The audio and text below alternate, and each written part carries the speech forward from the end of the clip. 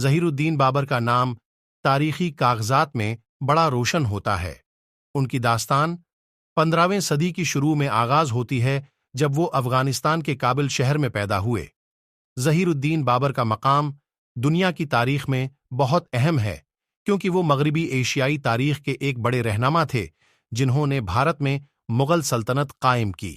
ظہیر الدین بابر کا جنم 14 فروری 1463 کو کابل شہر میں ہوا۔ ان کے والد مرزا سلطان محمد اور والدہ طاہرہ بیگم تھے۔ ظہیر الدین بابر کی کچھ علمی تعلیم کا ذکر تاریخی کاغذات میں موجود نہیں ہے، لیکن وہ شجرہ طیبی کے علماء سے تعلق رکھتے تھے جو زراعت اور گلی باغات کی معلومات رکھتے تھے۔ بابر کا بچپن کابل میں گزرا، لیکن افغانستان میں ان کے لیے مسائل پیدا ہوئے اور ان کی اولاد کی خطرے میں زندگی پر بڑا اثر ہوا۔ بابر کو اپنے باپ کی سلطنت کی وسیع حکمرانی میں دلچسپی تھی اور ان کا خواب تھا کہ وہ اپنے باپ کی ماننے والوں کو فتح کر کے ان کی قدرتی سرزمین کابل میں قائم کریں۔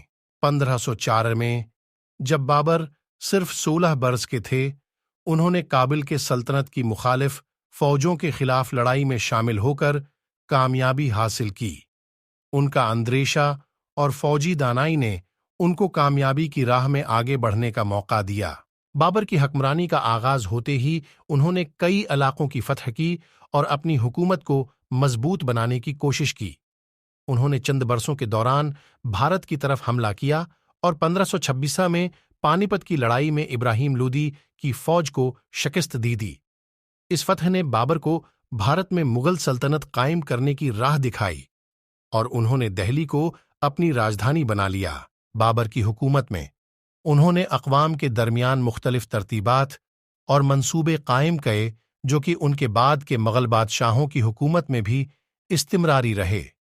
ان کی موت کے بعد ان کی وراثت کو ان کی اولاد نے جاری رکھا اور بابری سلطنت کی بنیاد رکھی جو بعد میں مغل سلطنت کے نام سے مشہور ہوئی۔